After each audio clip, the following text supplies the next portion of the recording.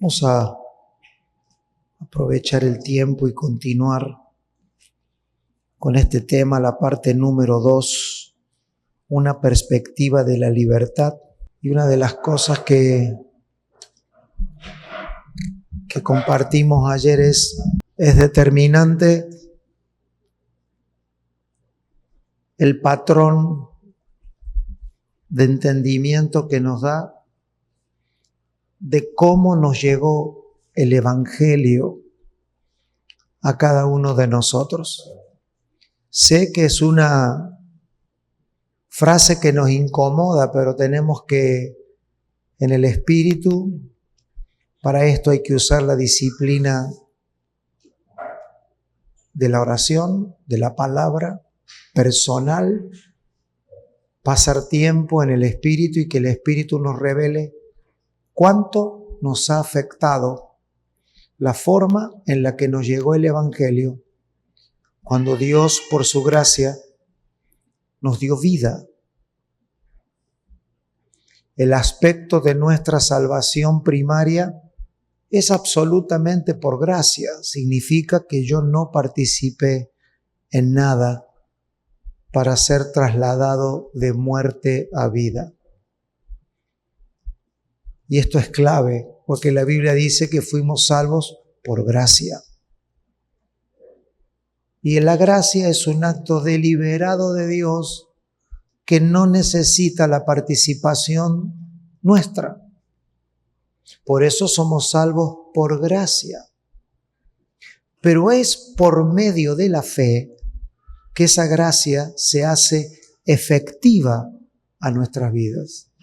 Y hay algunos versículos bíblicos que hay que leerlos como la música, con su ritmo.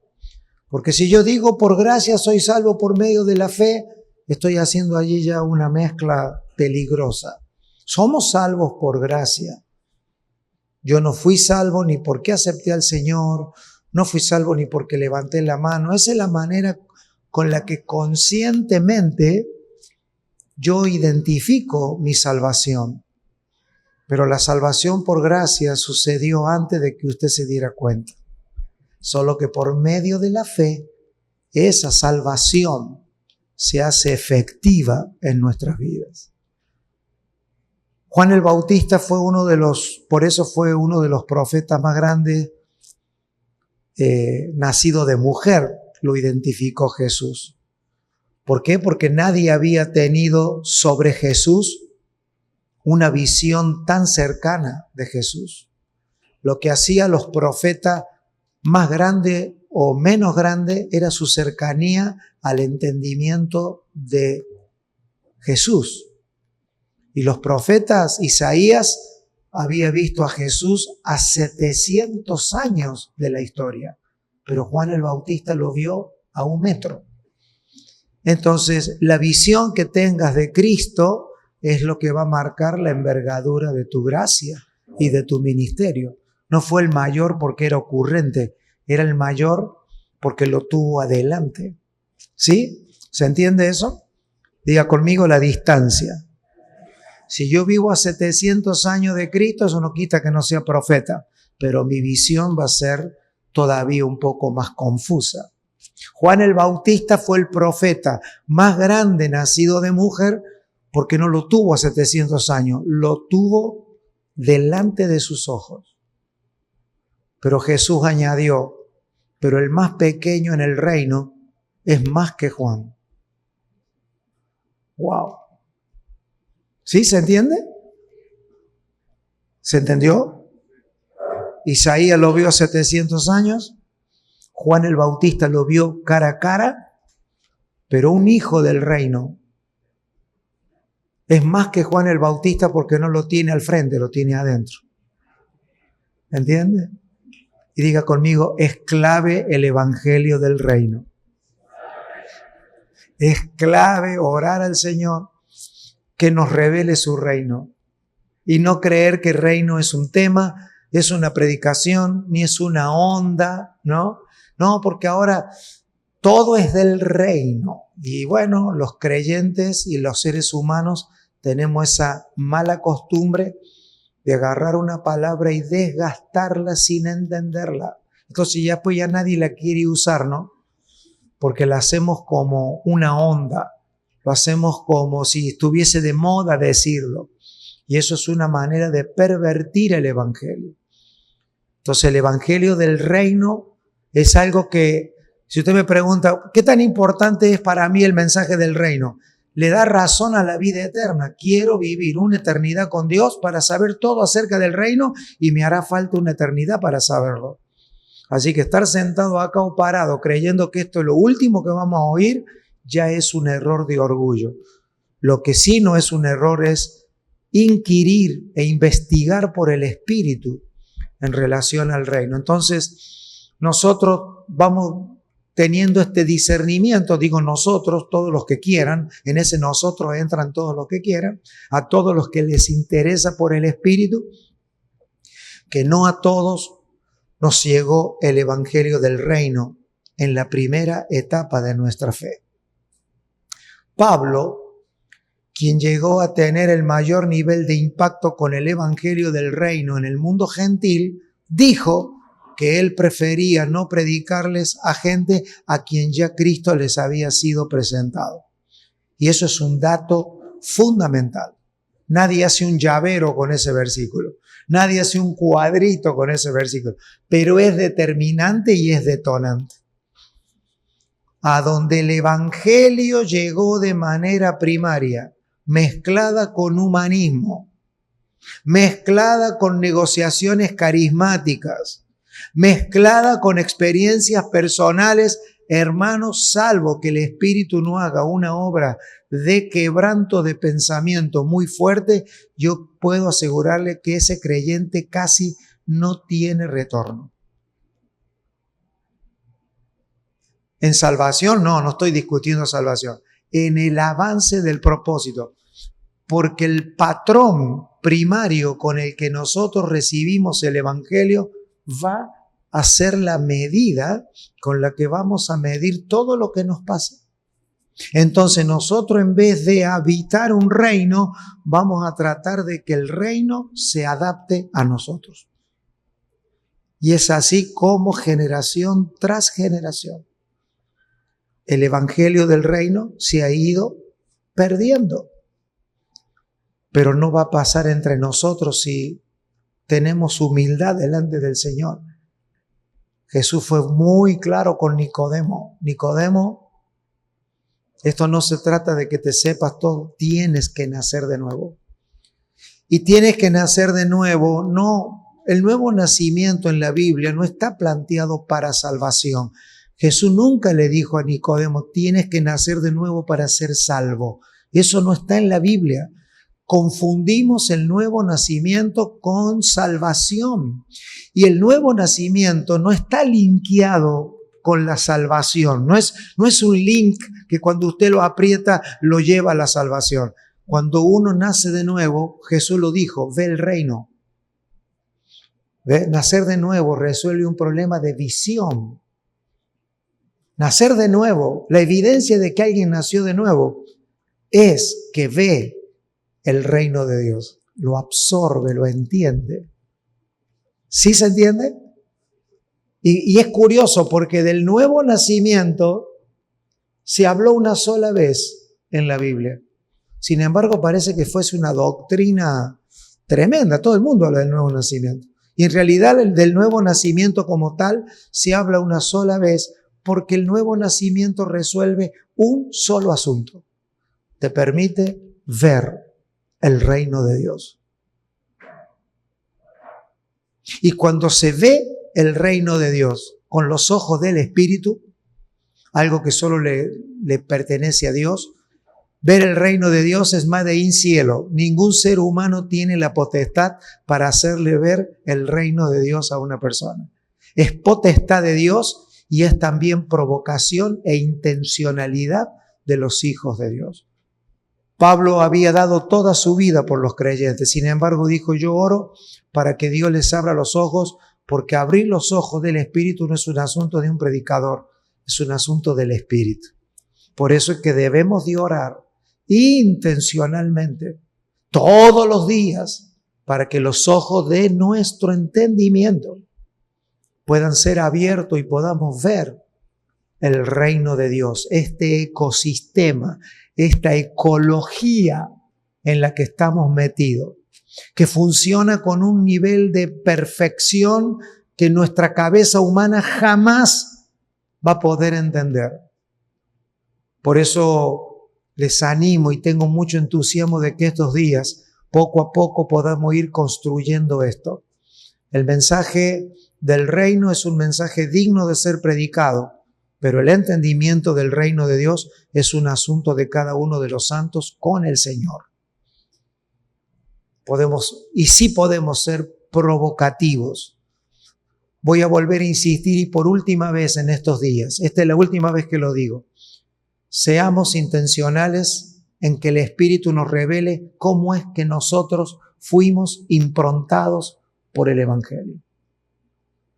Y asegurémonos de hacer todo la reconfiguración que necesitemos. Esto no significa que todo lo que se hizo está mal, ni que entrar en ese proceso acusativo, no, sino de decir, Señor, si yo llegué al Evangelio y estoy hoy sentado en este lugar porque estaba mal y tú me sanaste, estuve enfermo y tú me sanaste, mi matrimonio estaba mal y lo restituiste, me vi un pecador y tú me perdonaste, todo eso es maravilloso, solo que crecimiento y madurez a veces nos piden que salgamos de un estadio de entendimiento sin desechar eso, ir a uno mayor, porque el reino de Dios es una luz que va en aumento y que nos va a merecer vivir una vida en pureza y en santidad para disfrutar una eternidad con Dios, para que nos siga hablando de esto. ¿Qué piensa usted de la eternidad? Oír a mi Padre acerca de su reino, sempiterno, es decir, que trasciende las edades. Pero ¿sabe una cosa? Dios nos hizo un humor. Dios tiene humor. Nos puso en este cuerpo y tenemos la responsabilidad de vivir en este cuerpo la mayor cantidad de tiempo posible, porque el reino de Dios en la tierra está limitada a mi vida al tiempo que yo esté en este cuerpo. Entonces nuestra habitación en el tiempo tiene que ser redentivo, porque usted y yo tenemos la responsabilidad de meter lo eterno en los 80, 90 o 100 o 110 años que vas a vivir. Y si el reino de Dios nos absorbe,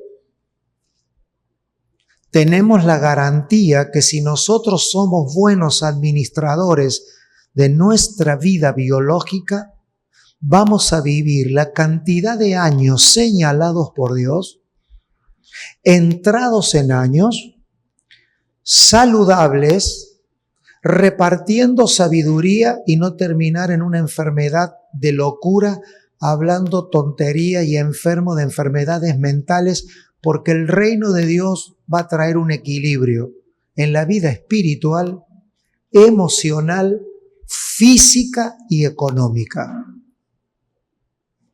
Y digo estas 4 porque hasta donde me da el cerebro. Seguramente hay muchas más. Pero el reino de Dios va a absorber la administración de nuestra vida en la tierra.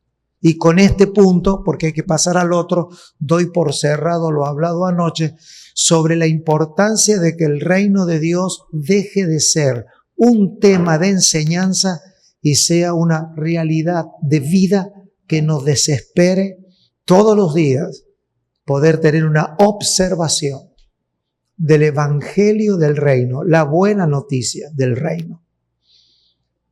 ¿Por qué el evangelio es del reino? Porque reino justamente significa gobernar. Gobierno. Ayer hicimos referencia que en ese pequeño pensamiento, Jesús recorriendo las regiones, y el escritor Mateo logra decir en 3-4 versículos todo lo que los apóstoles se van a dedicar en sus cartas. La iglesia existe para que sea compuesta por creyentes, no solamente salvos por gracia, sino entendidos por fe. Salvos por gracia y entendidos por fe, porque la fe, la sustancia de la fe, nos lo es dada para ser personas más sabias e inteligentes, no para obtener la lista de pedidos que tengo del Señor. La fe, como sustancia, es capacidad de ir más adelante de lo que van los humanos que no tienen a Dios. La fe es la sustancia profética que hace que los acontecimientos de la vida no te peguen en la espalda, sino que tú la puedas ver como diseño de vida para evadir los tropiezos que los sistemas humanos ponen para que nosotros no avancemos como generación en el propósito eterno de Dios. Entonces no es que hay dos tipos de fe. Está la fe de ese evangelio primario. Hermano, tenga fe y pídale al Señor una casa, pídale al Señor un auto, pídale al Señor salud, pídale al Señor un milagro. Eso no tiene nada de malo ni lo estoy descalificando. Digo que todavía esa no es la fe del reino de Dios. Porque la fe del reino de Dios no tiene que ver con su bienestar. Porque por este reino gente murió.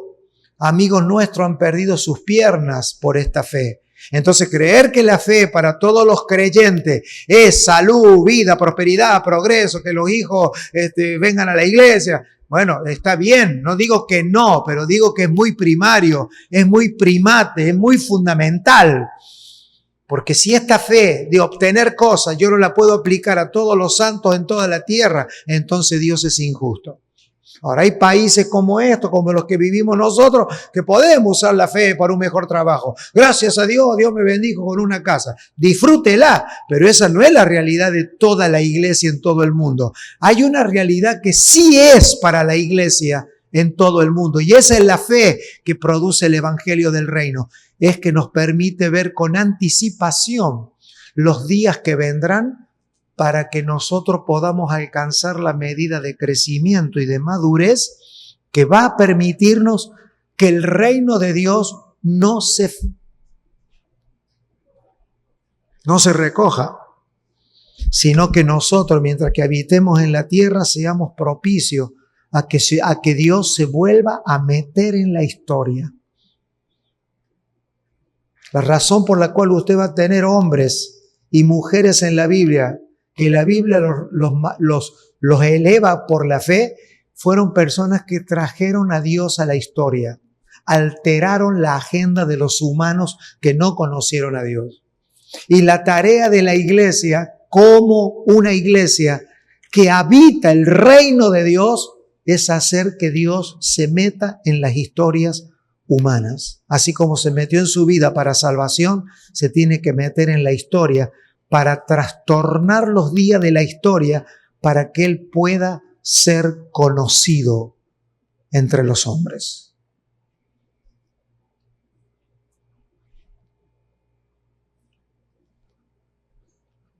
Dice que Jesús vio a las multitudes como ovejas sin pastor. ¿Cómo usted hace para tener un pastor y poder contener multitudes? Bueno, traigamos esa palabra al tiempo presente. Un pastor, un predicador predicándole a multitudes. ¿Cómo tú haces para tener multitudes pastoreadas según Dios? Puedes hacerlo de dos maneras. O pararte a decirle a la gente un montón de cosas que Jesús no dijo, con tal de tenerlas atraídas, con tal de tenerlas seducidas, ofrecer un evangelio que no existe en ninguna página de la Biblia, mal enseñada, falsa, mal explicada, y de esa manera tener un espíritu de manipulación para tener a las multitudes encerradas en algún lugar. Descartamos eso. La otra posibilidad, el reino de Dios. Pastorear según el reino de Dios. ¿Y qué significa ser un pastor según el reino de Dios? agarrar un mensaje y predicar del reino de Dios. No, asegurarse que cada miembro de la iglesia esté gobernado por Dios. La congregación es un pequeño ejemplo del reino de Dios, a donde cada miembro de la congregación aprendemos a ser gobernados por Dios para que cuando nos congreguemos como congregación seamos la iglesia, porque no todos los que se congregan en una congregación son miembros de la iglesia. Hay un abismo entre congregarse y ser iglesia. Un abismo. ¿Cuál es la diferencia? Que el congregante es un grato participante que puede por años asistir a una congregación y estar sentado. Pero un miembro de la iglesia es alguien que está gobernado por Dios en cada acto y decisión que el individuo toma en su vida 7/24. De no ser así, entonces no tenemos un pastor. Y una de las cosas que parece ser que gracias a Dios, después de años, Dios está retomando es que si un pastor no tiene creyentes que han entendido el mensaje del reino, van a pasar muchas cosas con ese pastor. O va a tener que crear un sistema de distracción para que la gente esté distraída, o la gente va a terminar matando al pastor, o el pastor se va a volver enojón, funfuñón, todos los ñoñón que hay, o definitivamente las congregaciones serán como buses al mediodía, siempre llenos de gente, pero de gente diferente. O una iglesia que se parezca a una muestra celestial de un pedazo del reino de Dios en la ciudad donde vives. A donde no importa si son 2 o 3, si son 100 o 1000, no hay un problema con el número. Este no es un problema de número. Cuando usted tiene 10,000 personas que en sus vidas privadas toman decisiones según el reino de Dios, usted no necesita un pastor que sea una ambulancia visitando a la gente todos los domingos. Ni andar inventando doctrina para que la gente se sienta identificada. Amados, personas gobernadas por el reino de Dios de lunes a sábado van a producir domingos de gloria. De otra manera, si esperamos el domingo para tener gloria con un montón de personas que lo que han hecho de lunes a sábado es estar ocupados en la vida, usted no sabe lo que yo estoy, y caer el día domingo así, como si el domingo me van a inflar porque gracias a Dios vienen los músicos infladores, ¿no? Que inflan a los hermanos de todas sus desinfladas semanales. Y después tiene que venir el predicador con 4 gritos. ¿Y por qué está dormido? ¿Y por qué no se levanta? Imagínense con eso, mis amados. Por favor. No podemos pensar en una generación inteligente. La iglesia no es otra cosa de la suma de los individuos que la componen. Y esto se debe de parecer a algo. Cuánto el reino de Dios ha gobernado desde el inicio de que se genera un pensamiento en nosotros hasta que lo ejecutamos. Cuánto participó Dios de las decisiones que hemos tomado trascendentes en nuestras vidas. Entonces sí se pueden pastorear multitudes. Porque pastorear multitudes no se trata de que no, cabrón, creció la iglesia, no sabe los problemas que tengo. No creció la iglesia, creció el número de gente con problemas que viene a la congregación. Porque cuando se pastorean personas que entendieron el reino de Dios, usted no pastorea problema, pastorea poder. ¡Wow! ¿Qué pastorea? Poder. Ahora, si nosotros predicamos un evangelio que vamos reproduciendo por los libros, no vamos a volvernos pastores de poder, vamos a volvernos pastores de problemas. Pastor, tengo un problema. Y yo no estoy diciendo que la gente ahora, por favor, no me estoy metiendo en el pastorado, solo estoy hablando en relación a lo que se vive en ciertos lugares del mundo. El día domingo te predicas el mejor mensaje de tu vida y el día lunes estás con la gente hablando lo mismo que hablaste la semana pasada, tienes los mismos problemas. Usted le pregunta, ¿y el domingo no cambió en nada? No, porque nunca estuvo. Estuvo presente como en el velorio, cuerpo presente y espíritu ausente. Culto con cuerpo presente y espíritu ausente. A mí me pasa, yo he hecho pruebas, usted sabe, el que me conoce a mí sabe que yo soy bastante de laboratorio. Viene el día viernes y me pide una persona, a mí me gustaría hablar con usted, bueno, venga el lunes. Yo el día domingo cuando predico pienso que voy a cambiar el mundo, ¿no? Y uno predica, y el día lunes se sienta. Y usted sabe, yo digo, pero usted no estuvo ayer, sí, y no le alteró el pH, el mensaje. No, porque está con el piloto automático. Es decir, el tema es que me oiga el pastor, porque hemos asumido que el pastor es un administrador de problemas y el pastor no está para administrar problemas. Y cuando hablo de pastor, hablo de todas las gracias. Todas las gracias son el gran pastoreo de las multitudes. No estoy hablando del típico pastor evangélico que la mayoría de nosotros identificamos. Estamos hablando del pastor como el sistema nutricional de Dios para que las multitudes que están sin Dios lleguen al conocimiento de la verdad. A esa gente la produce el reino de Dios. No la produce un estudio bíblico, no la produce una universidad, la produce el reino de Dios, el mensaje del reino. Pablo llegó a decir, somos administradores de la gracia de Dios, no somos administradores de los problemas de la gente. Yo también tengo un teléfono en el hotel donde tengo un chat y ahí los pastores del equipo empiezan a ver los problemas que tienen. Yo muy pocas veces intervengo, pero ya discierno cuando uno de los problemas ya no es parte de nuestra administración. ¿Hasta dónde uno puede administrar a una persona cuyo reino de Dios no está revelado a sus vidas?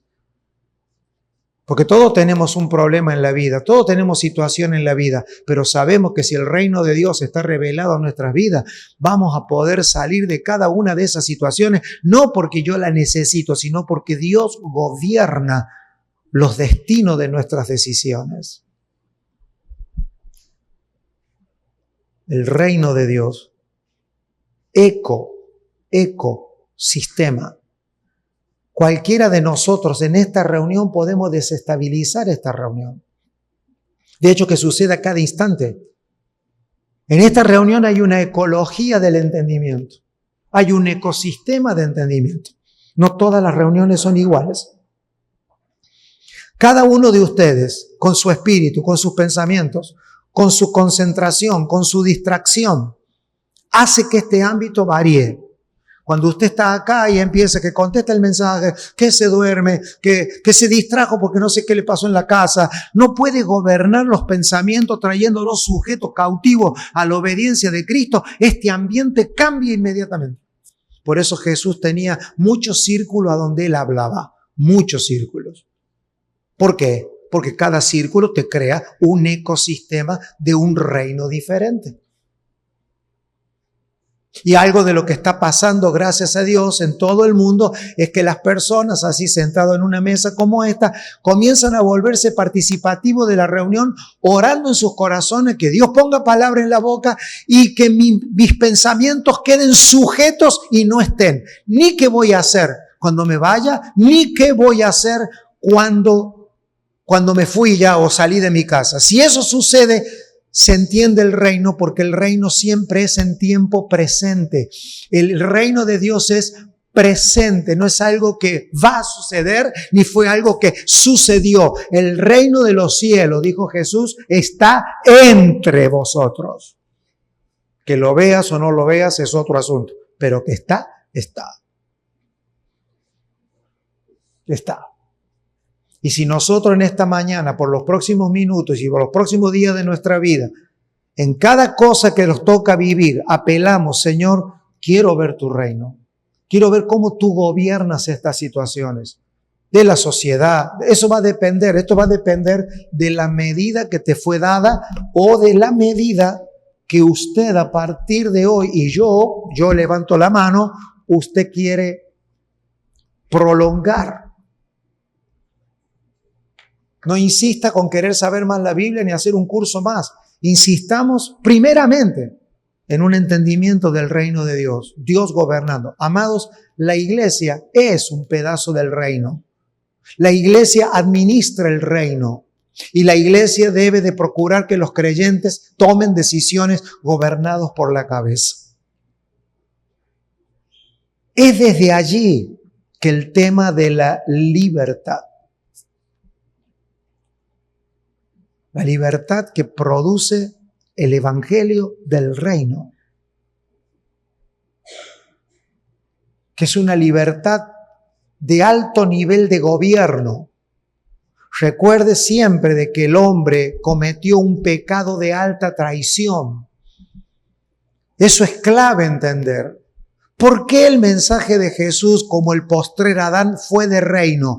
Porque el mensaje del reino viene a resolver un pecado de alta traición, no un pecado de la gente que yo antes cuando estaba en el mundo comía, bebía. No. Y de eso tenemos que hablar todos estos días. El hombre se apartó de un programa de Estado. Un problema de Estado. El hombre cometió una transgresión de Estado. Y cuando hablo de Estado como las naciones, como cuando una persona, no es lo mismo que usted cometa un error como ciudadano a que lo cometa alguien que es un funcionario de gobierno, que pertenecía a la administración del poder de todas las fuerzas que se le había sido encomendada. ¿Sí me está siguiendo?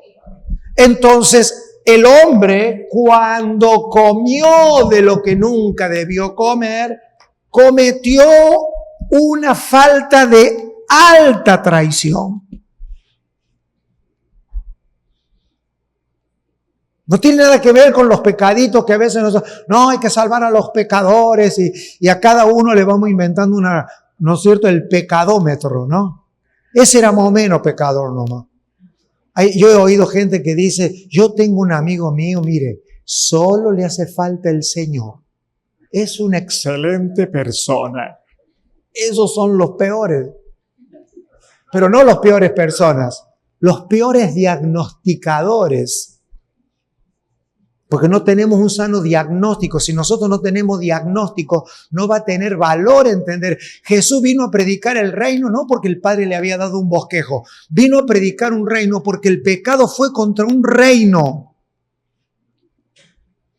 Es un pecado de alta traición de alguien que fue mucho más que un rey, mucho más que un emperador, mucho más que todo. Fue el hombre, le fue encomendado el Estado gubernamental del Edén. Y los apóstoles se encargaron de explicar que todos nosotros estábamos en ese estado. Éramos parte de eso. Entonces no hay tal cosa, porque si usted se ha arrepentido de sus pecaditos que cometía cuando estaba en el mundo, quiero decirle que estos días la cosa se va a poner mucho más delicada. Porque yo no puedo ver el mensaje del reino si no entiendo el pecado de Estado, de alta traición. Esto da la idea. Por eso el apóstol Pablo usa todas las figuras hablando de la iglesia. Cuando habla de la iglesia como una familia, a donde Dios es Padre. Pero también habla de la iglesia como un ejército, a donde hay rangos, a donde hay autoridad. Habla de la iglesia como una empresa. Ustedes que tienen empleados, siempre le da Pablo a la iglesia una figura de estructura a donde pudo haber existido. ¿Qué pasa si usted es un general de un ejército y usted vende información de su ejército al ejército contrario? Usted comete falta de alta traición. No es lo mismo el soldadito que fue y se sacó un sándwich de la cantina para comer. No es lo mismo, no podemos meter. Pecado no es lo que yo creo, no. Porque si es todo como yo creo, si es todo lo que me pasa, eso explica la falta protagónica de la iglesia en el mundo. Nosotros no arrastramos un problema de que lo que pasa, que ¿sabe cuál era mi problema Pastor, mi problema era la droga, pastor. La droga, la droga. Claro, cuando nosotros no tenemos revelado el escalafón más grande de lo que el hombre cometió, los seres humanos cada vez somos inventores de pecado. El diablo debe andar preguntándose, ni a mí se me hubiera ocurrido inventar ese pecado. Porque el hombre es un productor de maldad que nosotros no, es impresionante. ¿Cómo vamos produciendo y el ser humano va actualizando la maldad? La va actualizando. O nunca oyó usted cuando yo era chico, no era como ahora. Podíamos salir a jugar a la calle, por lo menos en Argentina se oye eso. Podíamos, y antes nos conformábamos con un autito. Mire, para mí, compraron unos autitos que venían así de plástico, me acuerdo, y lo llenábamos de masilla y le poníamos la rueda ancha. Eso era toda la perversidad que hacíamos. Y nos chocábamos uno a otro porque el que tenía la más grande, igual que las canicas, una grande, ¡pah! Le rompíamos la canica a los compañeros, nos sentíamos, ¿no? Superman. Ese era nuestro nivel de maldad. Hoy la perversión que están cobrando las generaciones por las tablets, por todo el internet, es una producción. Y, bueno, es que el diablo anda metido en el mundo. No, cuando usted tiene un hombre que no entendió propósito, usted no necesita el diablo. En una iglesia no hace falta andar reprendiendo al diablo. Solo agarre un creyente que nunca entendió el evangelio del reino y tendrá allí un aguijón por el resto de su vida. Algunos tienen la dignidad de irse, a otros habría que echarlos. Porque quien no acepte la vida del reino, hermanos, en el reino sí existe expulsar a los que no respetan la vida del reino. Lo que pasa es que es tan bajo el nivel que tenemos, y hablo de mí, que ¿qué vamos a expulsar? Nos tendríamos que sacarnos la tarjeta roja todos. Y esto no se trata de andar echando gente, se trata de tener un entendimiento de la magnitud de lo que significa el evangelio del reino. Y si el evangelio ha tenido cierto descrédito en el mundo, es porque le faltó el adjetivo calificativo. No era el evangelio, era el evangelio del reino. Y si no es del reino, no es el evangelio. Y esto es Cristo como rey, gobernando las decisiones del día a día en el corazón de las personas. Si hay algo, lo dije el otro día y ahora alguien me lo recordó en Ciudad de México. Si hay algo que me revuelve el estómago, por si usted quiere hacer que me revuelva el estómago, cuando termine esto, pregúnteme esta pregunta, mire. Si usted quiere verme enojado y pruébeme si ya aumenté paciencia, pregúnteme, ¿y cómo llevo a la práctica lo que oímos? Oh.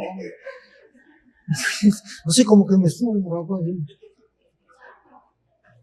¿Cómo llevo a la práctica lo que oímos? Practicándolo.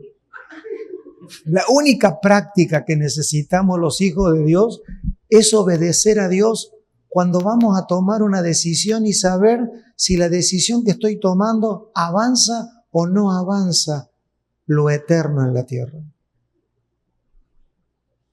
Por 42 años he tenido que soportar. Claro, a usted los domingos le es fácil predicar de allá arriba, pero ¿cómo lo llevo a la práctica el lunes? ¿Cómo lo llevo a la práctica el lunes?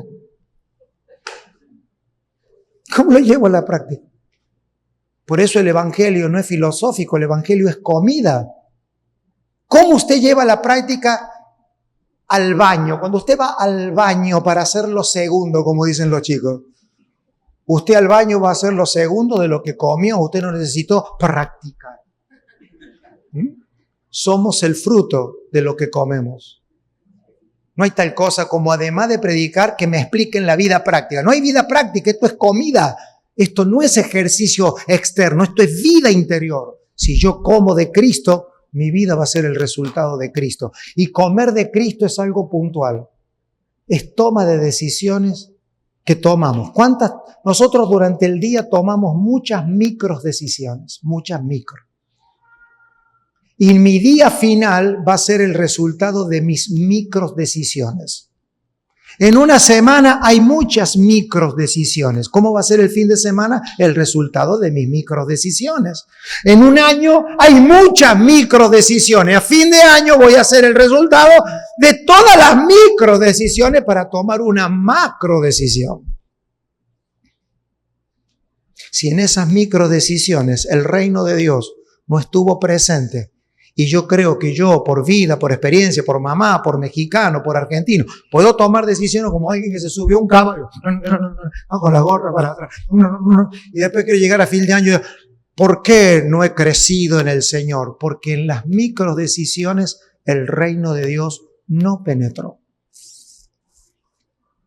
Y para eso solo existe un arrepentimiento. Que no, el arrepentimiento no es el arte de sentirse mal, culposo, no. El arrepentimiento es un cambio de decisión por las decisiones que hemos tomado sin tener presente el gobierno de Dios sobre mi vida.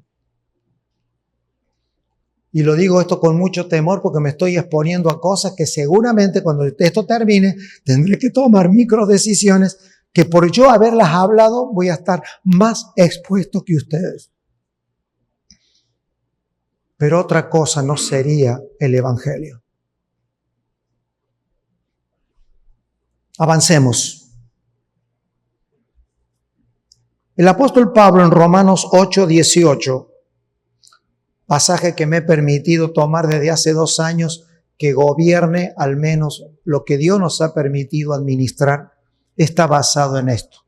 Pues tengo por cierto que las aflicciones del tiempo presente no son comparables con la gloria venidera que en nosotros ha de manifestarse. Entienda que allí venidera no es cualquier día. Él habla de nosotros. No está hablando de algún día cuando termine el mundo. Pablo está hablando de una gloria que él mismo va a ver. Es seguro que si el mensaje de Pablo dice que Pablo terminó cierto tiempo en Roma, en una casa alquilada, enseñando el evangelio del reino. ¿Cómo puede terminar la vida de una persona que predica el reino? Y lo quiero ver no desde el punto de vista material, porque casi todos sabemos cómo Pablo murió. Hablemos de propósito. Nadie avanzó tanto al propósito eterno de Dios entre los gentiles como Pablo. Nadie lo hizo. Ubicado en su contexto y en su época. Pero tiene una razón. ¿Qué creía Pablo? Porque el anhelo ardiente de la creación, y ahí está la palabra eco, reino. ¿El anhelo ardiente de qué? De la creación. Alguien que estaba ocupadísimo en ganar y predicar el evangelio persona con personas, ¿no? Pablo tenía alguna gente, hasta las nombra cuando le predicó. O sea, Pablo tenía una mentalidad como el limpiaparabrisas del carro. Estaba ocupado en la salvación de los individuos en sus miserias personales y a la vez te podía hablar de la creación sin que nadie sintiera que era un extremista. Pablo se tenía que quedar hasta que la gente se dormía y seguía predicando. Pero eso no lo desconectaba del reino. Por eso comienza a hablar de él está padeciendo algo, pero él dice, yo sé que lo que estamos padeciendo no es comparable a lo que voy a ver. ¿Y qué es lo que va a ver? Te lo está contestando, ¿qué es lo que va a ver? Lo que va a ver es que el anhelo ardiente de la creación es el aguardar la manifestación de los hijos de Dios. Pablo no está pensando en una gloria personal, ni familiar, ni económica. Está pensando que todo su ministerio está para que la generación que le está oyendo conecte la creación con los hijos de Dios. Anótelo, la creación con los hijos de Dios. ¿Cómo yo sé que el evangelio que a mí se me predicó, hablo de Juan Balistreri, no era el que yo quisiera hoy creer más? Porque a mí nunca conectaron mi salvación con la creación. La salvación, de hecho que se decía así, acepté a Jesús como mi Salvador personal. Un invento agarrado de los pelos que no... ¿Qué? Y salvación personal. Bien chiquito, cosa que la vida nos quede ahí, ¿no? Y eso si yo tengo una salvación personal, y lo más probable es que el evangelio que tenemos nos llegue a la baldosa donde vivimos, porque es personal. Iríamos en contra de Juan el Bautista, que aunque estaba afuera del Señor, tuvo una visión, dice, he aquí el Cordero de Dios que quita el pecado del mundo.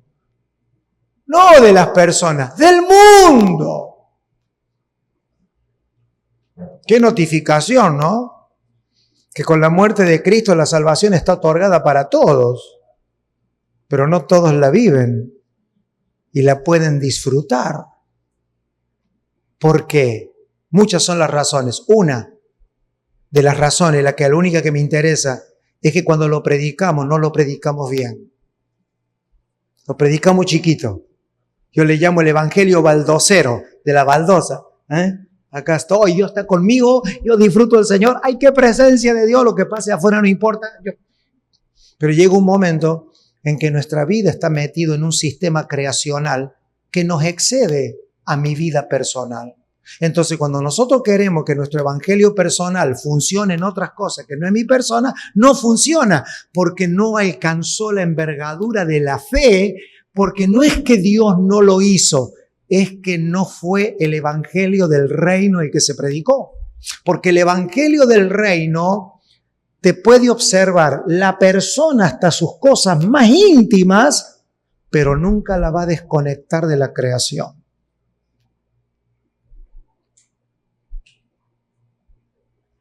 Por eso usted va a ver que todos los hombres y mujeres bíblicas en la Biblia, siempre que hacían algo tocaban de la creación. O sea, no es que, no, acá tengo una presencia de Dios tremenda y no afectaban la creación. Afectaron la creación. La sangre de Abel clama hasta el día de hoy. ¿Por qué? Porque tocó la tierra. Noé oyó a Dios y la creación fue afectada. Hombres como Abraham, como Moisés, todos los hombres bíblicos, como David, eran alteradores de la creación, sujetaban a la creación. Jesús un día le apareció caminando sobre las aguas. Eso no era para que Hollywood hiciera una película. Era para mostrar que cuando un hijo de Dios vive en la libertad gloriosa que proporciona el reino de Dios, la creación, dice acá, y la voy a leer, porque la creación fue sujetada a vanidad. ¿Qué significa ahí la palabra vanidad? La creación está como vacía. Está como enloquecida, no sabe a dónde ir. Está como que no sabe cuál es la dirección. Y que si todavía sigue saliendo el sol y sigue oscureciendo es porque esas leyes las gobierna Dios. Pero de ahí para abajo el mundo de la ecología humana es un desastre. Y no voy a entrar yo en detalles. Que los hombres usan para ideas ideológicas, que los hombres usan para manipulación, todo lo que usted quiera.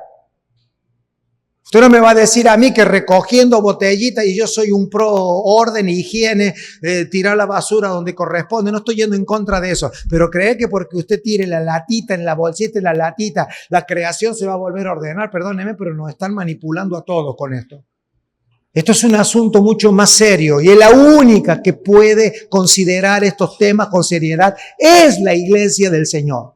Y creyente que considere su salvación como algo que está linkeado a toda la creación, yo estoy en condiciones de declarar proféticamente que esa vida va a ser próspera y va a progresar en todo lo que Dios le muestre, porque será ilimitado lo que Dios le va a dar a la iglesia, que linkee su vida no con su propia vida, sino con todo lo que Dios ha creado. Ese es el evangelio del reino de Dios.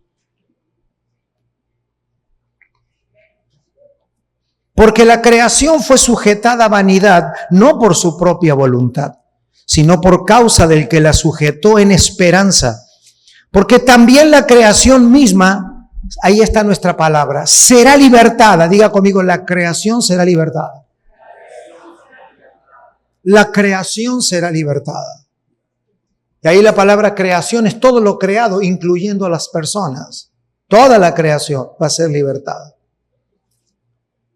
De la esclavitud de la corrupción. ¿Cuántos creen ustedes que hay corrupción en el mundo? Hace 2000 años Pablo estaba escribiendo el diario del lunes que viene. Corrupción. A la libertad gloriosa de los hijos de Dios. Aquí el apóstol Pablo va a hacer algo que es exquisito en la Biblia. La ley de la proporción.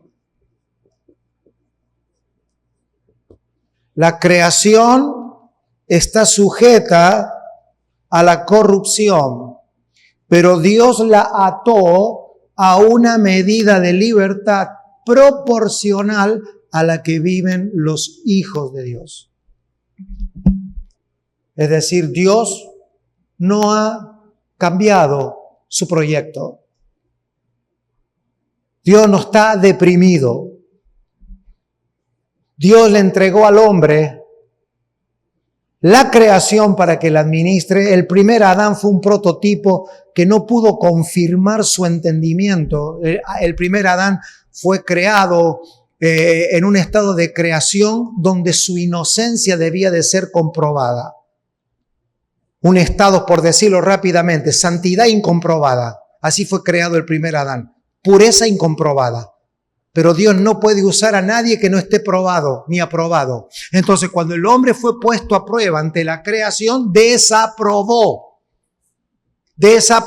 Y por eso fue echado de un ámbito llamado, si a usted le gusta, el reino de Dios. La dimensión del reino proporcionado a ese primer Adán. Lo mismo pasó con Jesús. Jesús vino, nació como el postrer Adán, vino de mujer, nació por el Espíritu. Pero durante 30 años tuvo que comprobar su vida en la carpintería. Tuvo que comprobar. La diferencia entre el primer Adán y el postrer Adán es que el primero fue probado y no aprobó. El segundo fue probado y aprobó. Por eso es Rey y Señor sobre todas las cosas. Y esto es una realidad en nuestra vida. Cuando nosotros somos salvos, el Señor nos purifica, nos santifica. Dice la Biblia que nuestra santidad fue diseñada desde antes de la fundación del mundo. Nuestra santidad fue antes de que nosotros existiéramos. ¿En estado de qué? En estado de vida, porque Dios nos dio su vida, y su vida es santa, y su vida es pura. La pregunta es, cuando yo me veo, entonces, ¿por qué yo no veo esa santidad? Porque esa santidad, que ya es una realidad en mi espíritu, la tengo que comprobar en la vida en la que yo habito, y esa comprobación es el reino de Dios, porque cuando obedezco al Rey, la obediencia no me hace un creyente obediente, me hace un recuperador de la posición que yo había perdido por causa de la alta traición que yo traía en mi vida. Por eso la Biblia habla del pecado, el pecado y los pecados. El pecado se llama de alta traición. Los pecados son todas las cositas que usted y yo inventamos. O sea, diferentes matices multicolores del pecado. Por eso cuando un creyente no puede absorber, no podemos absorber, que permanentemente estamos en ciclo de toma de decisiones de error, el problema no está en cambiar el error, hay que cerrar la fábrica. Porque si yo dejo de consumir, pero dejo la fábrica abierta, la fábrica la va a seguir fabricando. Y no como pecado porque Dios no murió por esos pecados. Es que no hay entendimiento. Y el que no es entendido en esto vive igual que un hijo que no conoció o una persona que no conoció al Señor. Así que la creación, reino, todo el reino existente, fue sujetado ¿a qué? A la libertad gloriosa de los hijos. ¿Cómo? A la libertad gloriosa. El apóstol Pablo fue a predicar a la isla, lo picó una serpiente Y siguió predicando, no escribió ningún libro, no hizo ninguna canción.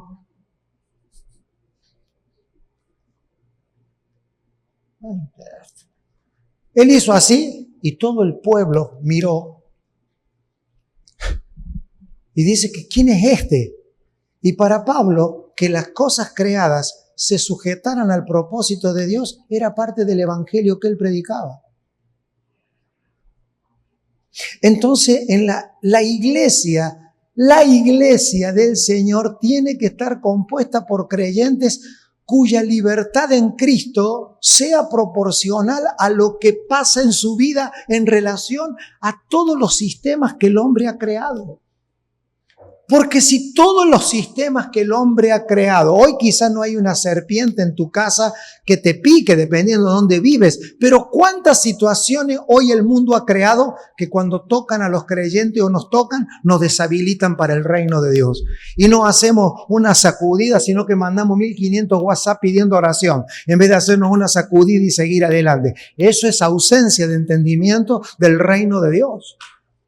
Cuando la vida de un creyente está limitada a la economía de su país, a la economía del trabajo, a la familia, a su propia vida, al ADN, a todo lo que arrastra. Y entonces decimos, ¿para qué yo quiero un evangelio de estar los domingos pudiéndome en Puerto Vallarta, irme al mar? Tengo que estar en una iglesia. Yo tengo que buscar un justificativo que eleve mi vida a querer que el evangelio del reino lo que me da es una acumulación de poder en el espíritu para vivir por una vida por encima de lo que el mundo vive.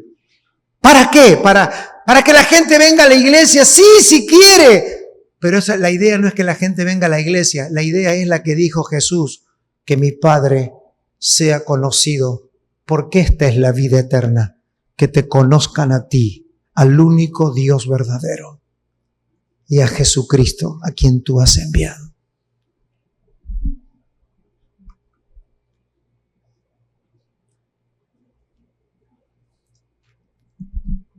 ¿Hasta qué hora tengo? ¿15 más? Muy bien. Hablemos un poco de la libertad. La palabra libertad es una palabra interesante, no voy a entrar porque usted tiene acceso a eso. Solamente déjeme leer por una cuestión de que si alguien va a oír esto o va a ver esto, pueda tener una palabra un poco más quizás atada a su significado en la Biblia. La palabra libertad es eleuteria y esa palabra habla de la libertad que se nos ha sido dada en Cristo. Y esa palabra significa una obra completa. Es decir, Dios no libera por parte, sino que cuando hablamos de la libertad en el Señor, es una libertad total, plena y en el acto. Completa. Y que incluye todas las cosas. La libertad no es un proceso en Dios. Suelen ser procesos indefinidos en nosotros, pero no en Dios. Dios no nos hace libre de a poquito. En todo caso, el ritmo de nuestra libertad está determinada por nuestra gestión en relación a esa libertad.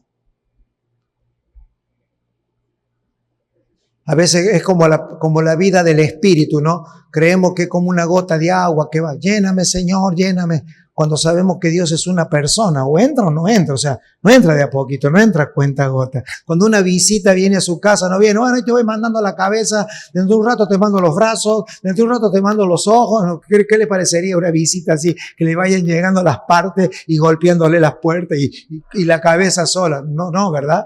Bueno, en Dios es eso, aunque parezca humorístico, a veces procesamos como si fuera así, es un error. Dios cuando trae libertad, la trae completa. Y en Cristo nosotros fuimos completamente libres. Y el versículo de Gálatas es el que más recalca esto.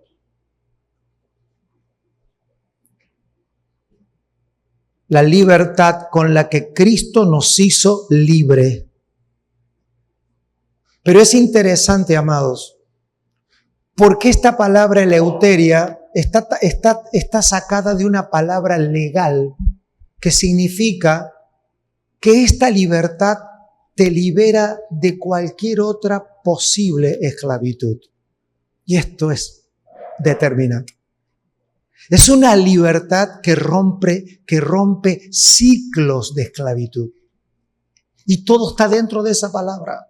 Y yo no he venido a filosofar palabras con ustedes, sino producir en nosotros un ambiente de libertad a donde no hay tal cosa si Dios quisiera, ¿no? Nos encanta esa frase, cuando Dios quiera. Yo estoy esperando que la voluntad de Dios en mi vida sea, y ¿sabe una cosa? Hay cosas que usted está esperando de Dios que ya le fueron otorgadas. Ya sé que lo sabe, pero se lo vuelvo a recordar. Y otras que va a pedir y que nunca van a suceder. Y eso va a tener que ver con algunos ajustes que tenemos que hacer en nuestro entendimiento. Porque a veces ha pasado en toda la historia humana que el hombre es libre de algo, pero cuando se mete dentro de un método religioso, es libre de algo, pero queda esclavo de otra cosa. Antes éramos libres del mundo, ahora somos libres del mundo y ahora somos esclavos de doctrinas, de pensamiento, de formas de pensar. Y esa no es la libertad que nos ha sido dada en Cristo. La libertad que nos ha sido dada en Cristo es mucho más eterna. Para eso les animo a que puedan estudiar, no ahora, porque sería de mal gusto que lo pongan a buscar ahora, de dónde salió esta palabra eleuteria en los contextos bíblicos. Y era cuando las personas que ya cumplían su ciclo de esclavitud, se les daba, porque esta palabra esclavitud viene de la esclavitud de las personas a los dioses. Y ahí viene la palabra.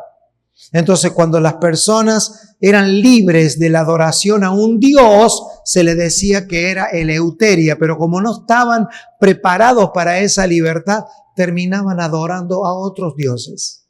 Entonces Jesús va a usar esa palabra y va a decir, si el Hijo os libertare, ustedes ya no van a volver a adoptar otro tipo de libertad. Y cuando esa libertad en Cristo va creciendo en nuestras vidas, los datos son que la creación, lo creado que rodea mi vida, tiene que cambiar de fisonomía por causa de esa libertad. Y cómo eso se va a ver, yo lo dejo a su vida, porque cada uno de ustedes tiene una economía, un ecosistema, una ecología diferente. Lo que sí le puedo decir es que la libertad de Cristo en nuestra vida desestabiliza muchas cosas y algunos perderán amigos por esta libertad. Se las quiero adelantar. Amados, voy aprendiendo algo y junto con ustedes. Quizás yo lo único que haga es tener el privilegio de decirlo. Pero en los 42 años que llevo predicando el Evangelio, tuve que llegar a una conclusión. Y la voy a decir apoyado acá porque me pesa mucho. La mayoría de los creyentes no quieren ser libres. No les despierta la libertad en Cristo.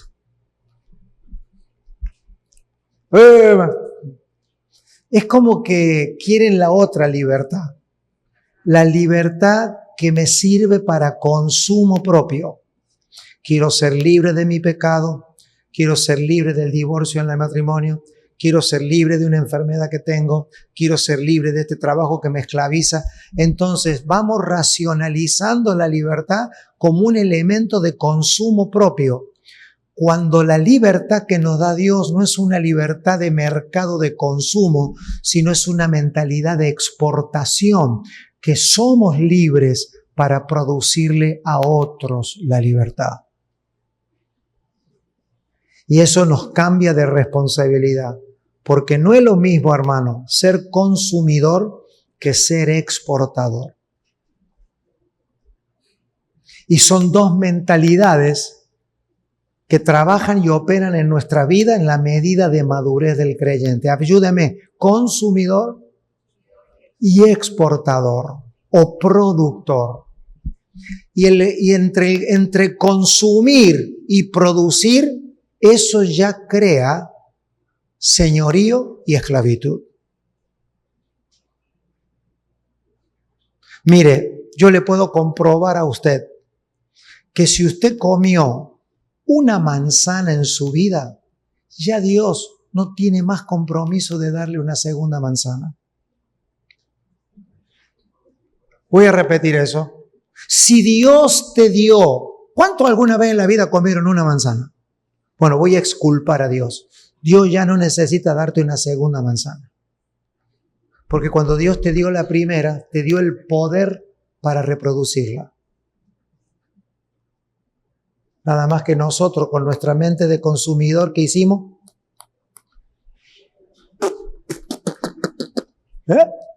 Tiramos la semilla.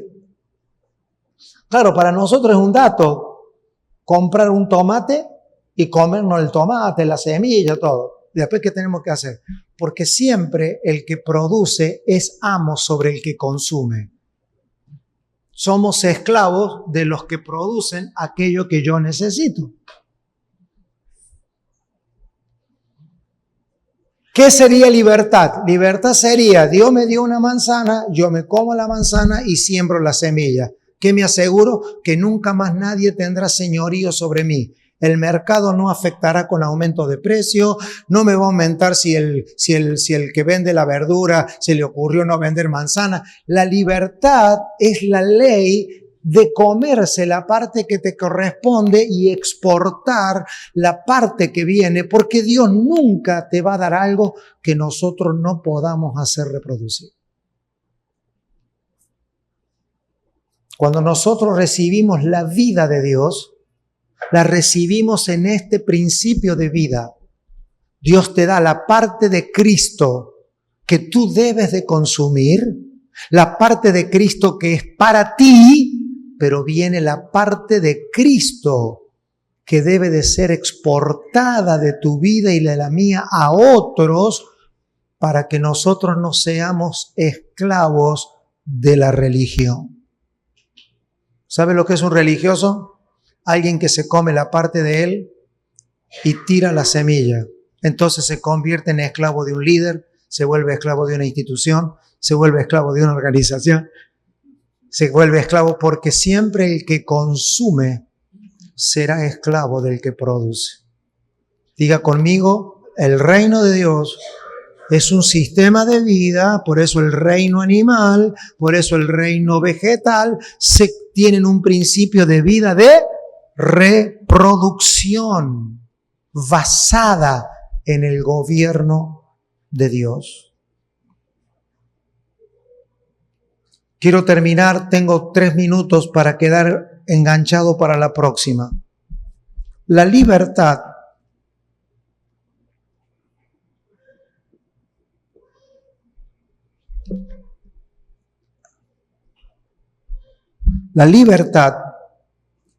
de cada creyente está determinada por un entendimiento de dónde salió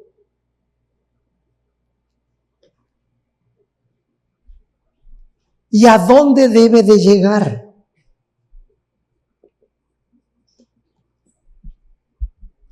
Estamos hablando principios muy ambiguos parecen, pero váyalos guardando. El mensaje del reino produce una libertad que no es la libertad consumida por las generaciones dentro de los ámbitos de lo que se llama la predicación del evangelio. Tiene que haber una elevación y nosotros tenemos la responsabilidad de hacerlo. Amados, nadie es libre por salir de algún lugar. Dios nunca otorga libertad sin decirte antes a dónde te quiere.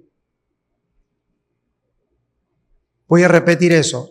No es libertad en Cristo si el que comunica la libertad, usted va a ser libre, usted va a ser libre. Si yo le digo usted va a ser libre, una pregunta sabia suya hacia mi persona es, ¿de dónde y a dónde? porque si no es un viaje interminable. Y esto explicaría por qué hay 2000 años de iglesia. 2000 años. No registra la historia, ni el pueblo de Israel, que desde la ley hasta Cristo fueron 1600 años, nosotros ya lo tenemos superado en 340 Israel. Es decir, 2000 años. La pregunta es, ¿cuántos más? No sé, porque yo no soy un historiador. Lo que estoy diciendo es que tengo una explicación. ¿Por qué tenemos generaciones de creyentes que son libres de algo, pero nunca terminamos de experimentar toda la libertad? Porque no es libertad si no sé de dónde salir y no sé a dónde llegar. ¿Y sabe una cosa? Ese mapa está en las Escrituras. Y está en el fundamento apostólico. Y está en el fundamento profético. ¿Dónde está la salida? Cuando uno lee a Esteban, que por esto muere Esteban. Esteban muere y lo matan por mano de Saulo con las cartas aprobadas. Porque él hace una lectura de la nación de Israel relatando que Dios siempre llevó al pueblo de jornadas en jornadas. Y esto está en el libro de Números. Jornadas, jornadas. Te saco de aquí, pero te llevo acá.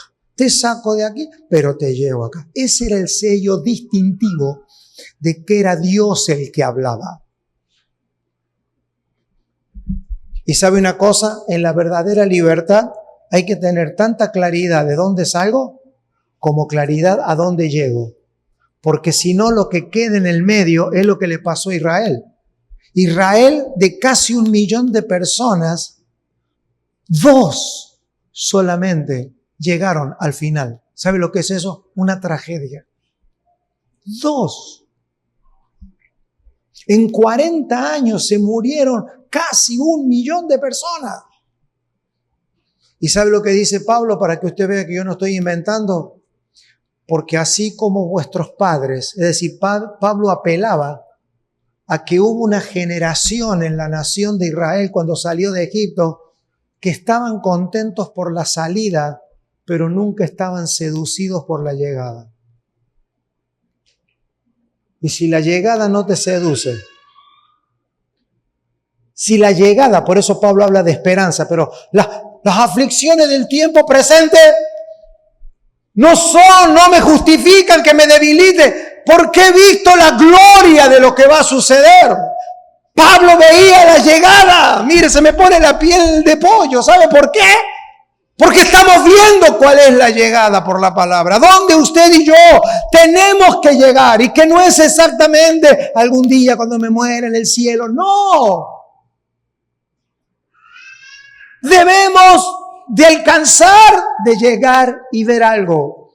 Y esto de salir y de llegar, lo que hay en el medio se llama liberación para la libertad.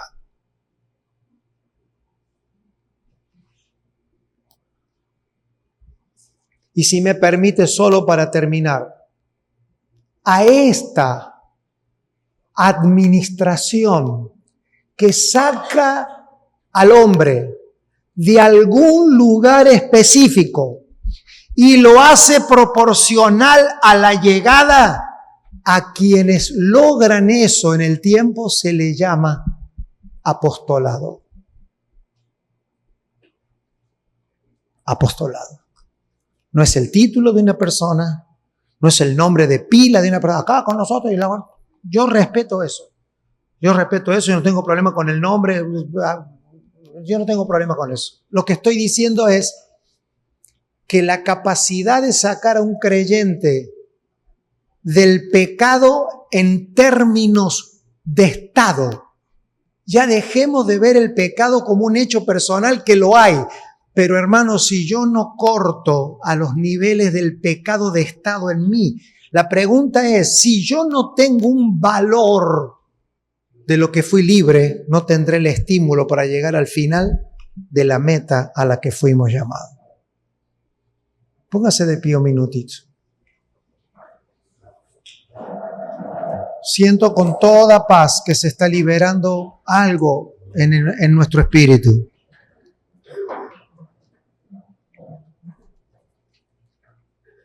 Siempre estamos oyendo a los creyentes relatando de dónde los sacó el Señor. Esta palabra, usted no sabe, pastor, de dónde me sacó el Señor. Y cuando oigo lo que yo mismo decía, de dónde nos sacó el Señor, me doy cuenta que no estamos hablando ni el 0,1% de dónde nos sacó el Señor.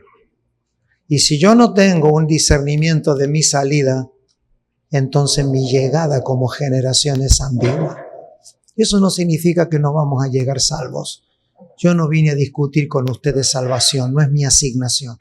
No vine a hablarles de la salvación personal de ustedes, la cual respeto y tenemos testimonio que por su sangre hemos sido salvos. Venimos a discutir cuánto esa salvación dejó de ser de consumo personal y se convirtió en la causa del conocimiento de Dios. Que le presentemos al Señor, como dice Pablo, una iglesia sin arruga. Eso significa sin pliegues. ¿Sabe lo que significa sin arrugas? Esas rayas que se hacen por estar enroscada. Por eso la iglesia tiene que ser por el Espíritu, y tomen esta palabra, tiene que ser desplegada. Desplegada, hay que sacarla como quien abre el rollo. Abrir el rollo no es planchar como se plancha el vestido, es el pliegue que se hace por estar enrollado. Pero a medida que la palabra de Cristo se revela al corazón, lo que sucede en la iglesia es que la iglesia se despliega y se le sanen los pliegues de tener los pliegues de la ignorancia. Las arrugas que produce la ignorancia. Porque cuando nuestra cabeza se cierra a creer que ya lo sabe, lo que estamos formando es la vergüenza de nuestras vestiduras. Y tenemos que presentarle al Señor una iglesia sin pliegues. A ver si se entiende el humor porque los veo muy serios. Sin rollos. Para que el Señor sea conocido.